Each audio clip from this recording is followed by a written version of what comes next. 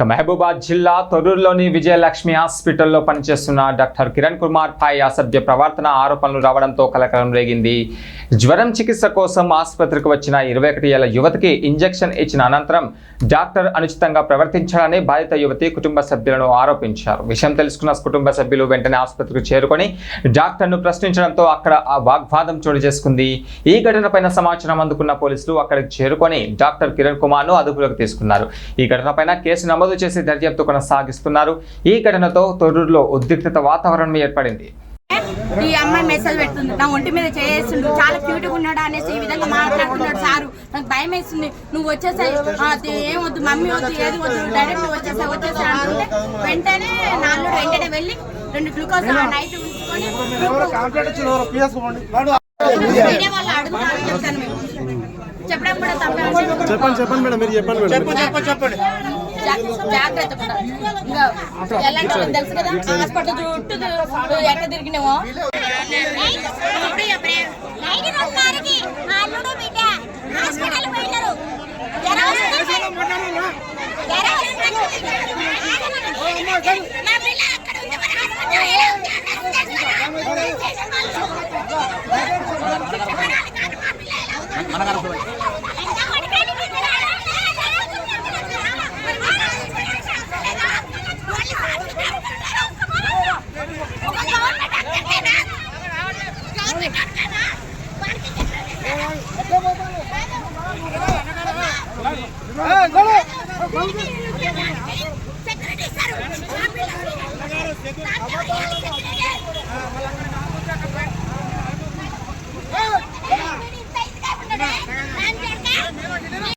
అయితే ఆ టైంలో వెంటనే మెసేజ్ నా బిడ్డ మెసేజ్ చేయడంతోనే ఆ మెసేజ్ వెంటనే చూసుకున్నాడు కనుక నా బిడ్డ సేఫ్ జోన్లో ఉంది.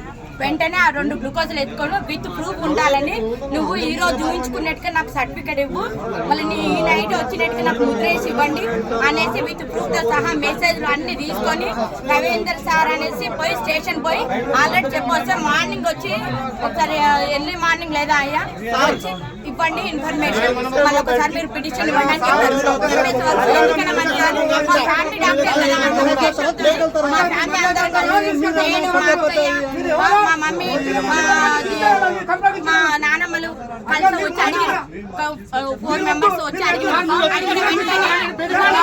నేనేం చేయలేదు,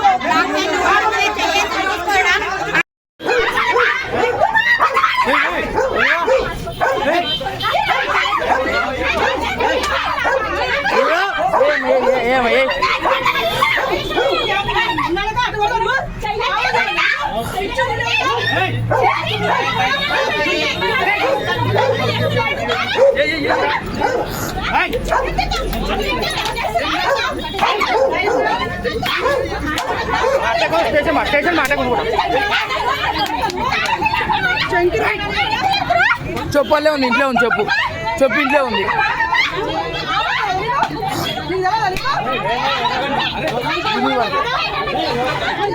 చెప్పు చెప్పు అన్నా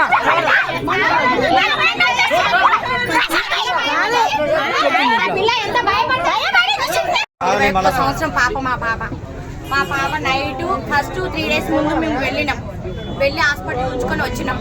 3 డేస్ మెడిసిన్ తీసుకున్నాం. మా అమ్మాయికి ఎప్పటికీ టైఫాయిడ్ ఫీవర్ వస్తుంది, అందుకోసం అనేసి ఎందుకైనా మంచి నైట్ చలిలాగా వచ్చేసింది. ఈ రోజు నైటే 2:30కి మళ్ళీ హాస్పిటల్కి వెళ్ళినాం. 2:30కి హాస్పిటల్కి వెళ్తే నా అల్లుడు నా బిడ్డ ఇద్దరు కలిసి హాస్పిటల్కి వెళ్ళినాక అక్కడ నా అల్లుడు నన్ను తీసుకెళ్ళడానికని ఇంటికి వస్తుండే. ఇంటికి వచ్చే టైంకి వెంటనే